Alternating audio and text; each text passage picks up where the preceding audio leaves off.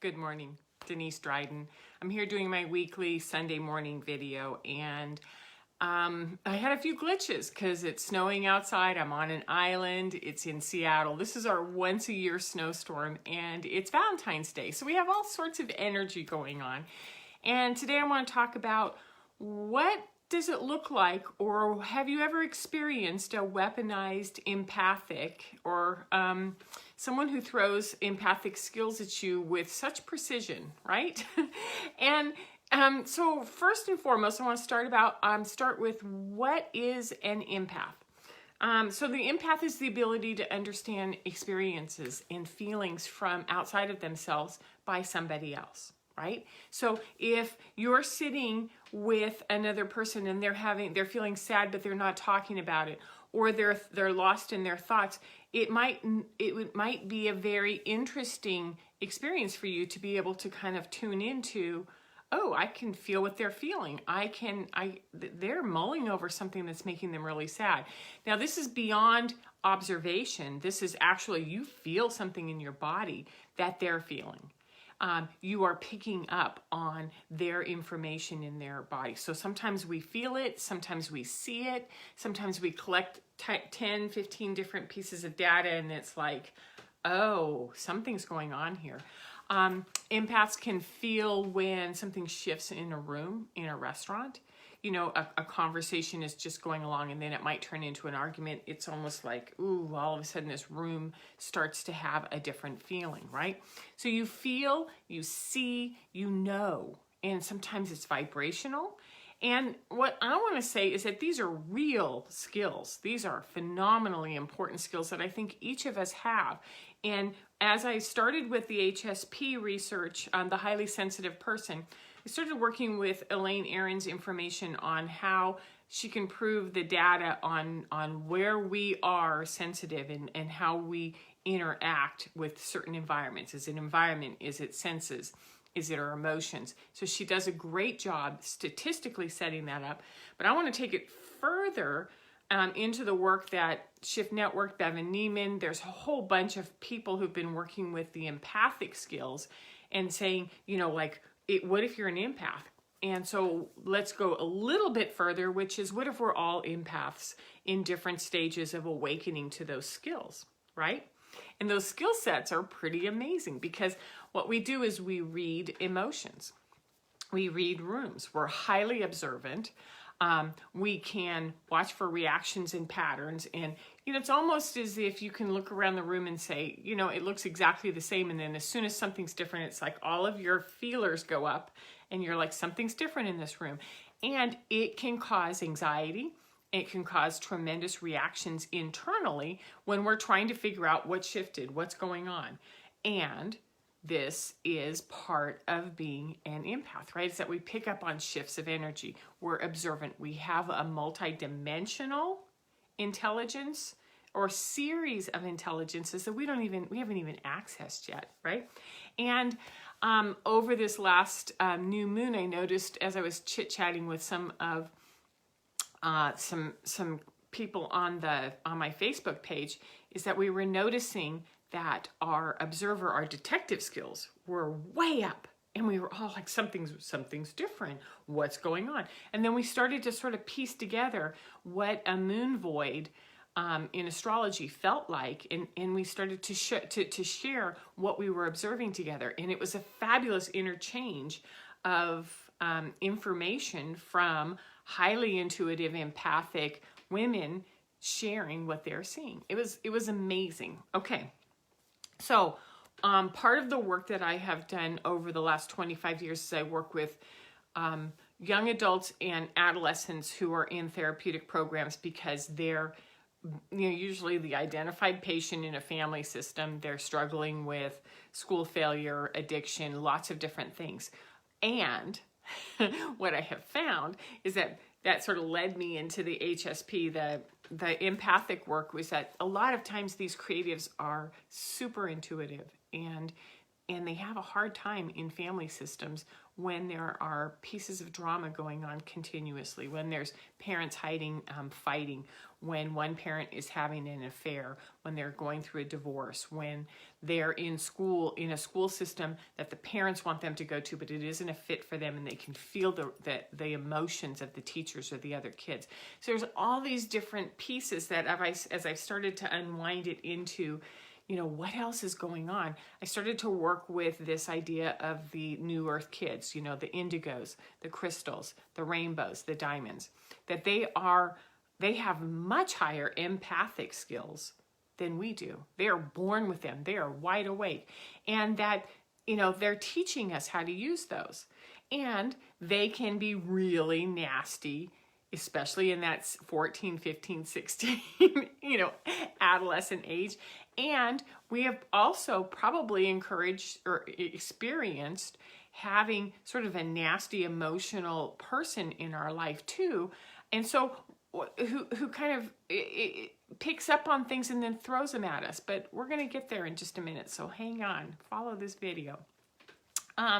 So when we have this rising empathic skill, right? And we have parents, teachers, bosses and whatnot that don't have an awareness of that. It's an interesting challenge, because what happens is that when somebody who has this emotional experience, this awareness of something more, right? When they have that, and then it becomes very heightened under different environments. It gets heightened under fear. It gets heightened under verbal, mental, physical abuse. It gets heightened under judgment and criticism. And so what happens is we start to learn as children, start to read mom's moods. If mom has got that look on her face, or if dad's muscle on his jaw is going, and we start to read the climate between the two parents, who came in first, who's got eye contact, who doesn't. And all of a sudden we're just reading everything, and our skills are expanded. And, it makes sense that when you're in that survival mode and you're empathically reading information, that you're going to become a manipulator, right? Well, if I say this to mom's calmer. If I say this to my brother or sister, then they're calmer. If I say this to my nanny, my teacher, you can put this into any context. It's impossible to try to think of all of the examples. But anytime that you see somebody that you want to avoid, that you want to stop from doing that you want to soften it, it becomes weaponized, which is like, I'm just going to move them over here. I'm going to move them over here. I'm going to do this. I'm going to get my mom a glass of wine and then ask her a question in an hour. These are the things where we become very manipulative, right? Because we're moving around through heightened fear, watching what's happening and thinking, how do I reduce this? How do I shorten this? How do I remove myself from this? Okay, so a weaponized empath is someone who's hurt, who's angry, who's blaming, who's been left alone, who's, trying to figure out, what did they do? What did I do to have this sort of attacking information on me? Okay, because a weaponized empath gathers information and then, throws out these little truths. Well, if you were home more often, or if you and dad weren't fighting, or if, if you would even try in this classroom instead of picking fights with the teacher every single day, there are these things that they kind of come in and they're targeted and they're aggressive and they're based on truth and they've read the situation and they're highly accurate. So it's like they go up and they go, boop. And they just hit you right on the sore spot. They can rip you to shreds by just putting that truth out there and saying, this is what I'm seeing. This is what I know. This is what I've observed.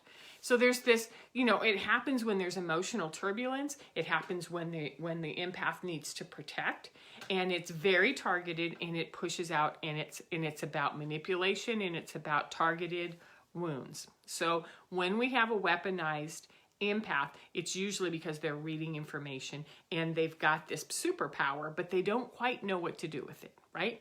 So our job on these kinds of videos is to look at, well, what if we don't know how to do what to do with that skill, and how do we begin to learn a little bit more?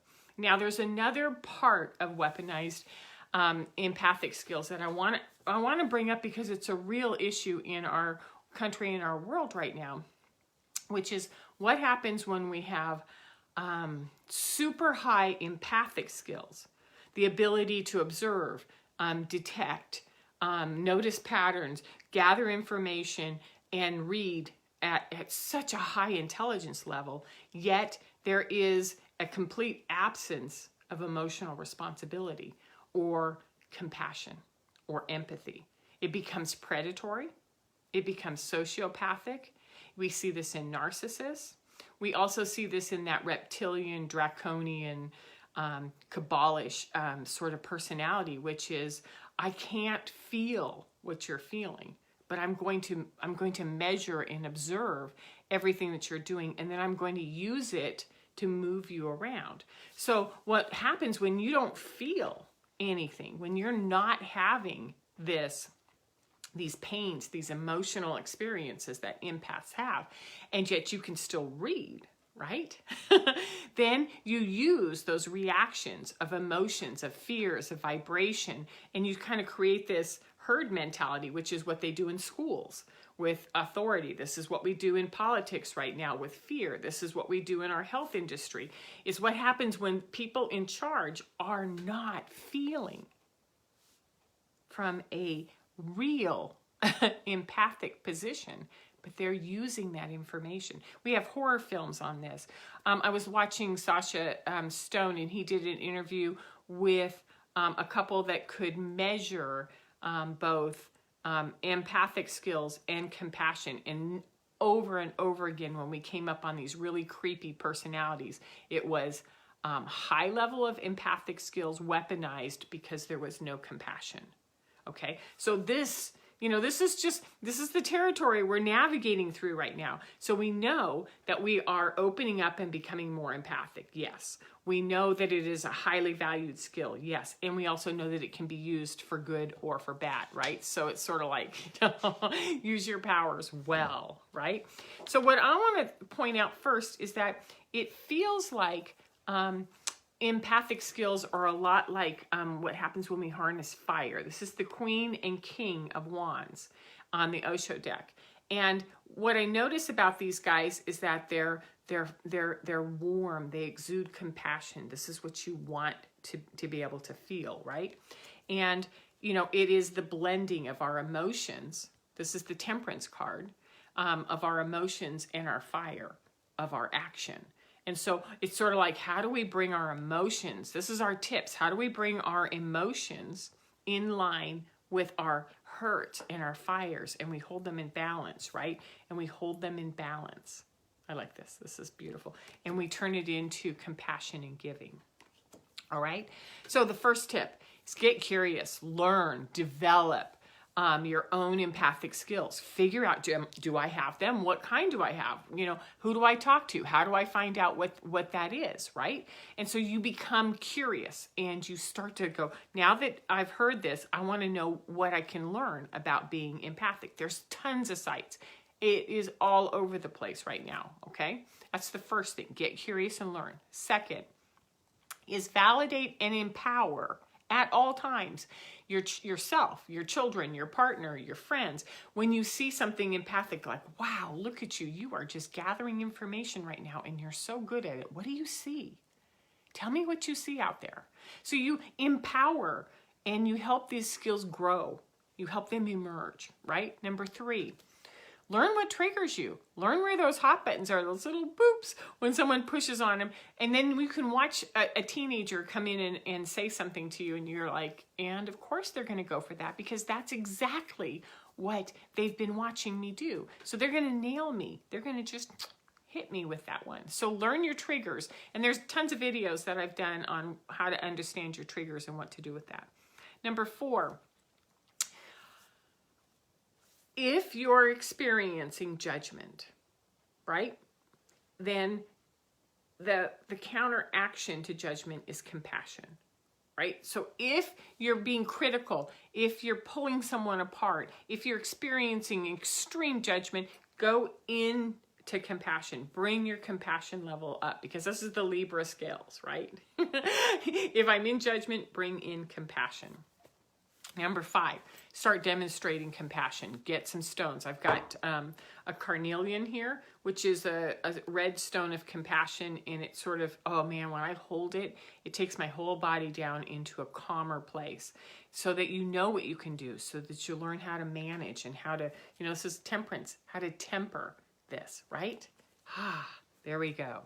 So number 6, step away from anything that's polarizing, anything that puts you into separate corners, that says black or white, red party, blue party, right? I'm right, you're wrong. Get away from these, because when you're in there, you're doing exactly what these predatory leaders want us to do. They want us to fight. So use your empathic skills, which is, I wonder how they're feeling. I wonder what it must be like for them to have these news articles coming out. And you start to show compassion for everybody who's going through the same thing you're going through. It doesn't matter if you're on the right side or the wrong side, or what you think is the right side or the wrong side. There isn't any side. There's just human compassion for each other. Okay? And number 7, use your powers for good. Gosh, send kindness to one another at all times. We're in Valentine's Day, which is, you can see who you see yourself. This isn't about, I'm going to get a new, this is the Lover's card, by the way. I'm not going to get a new love in my life. That's one version of it. The other version is how do I see myself honestly and clearly? And how do I show compassion for myself, right?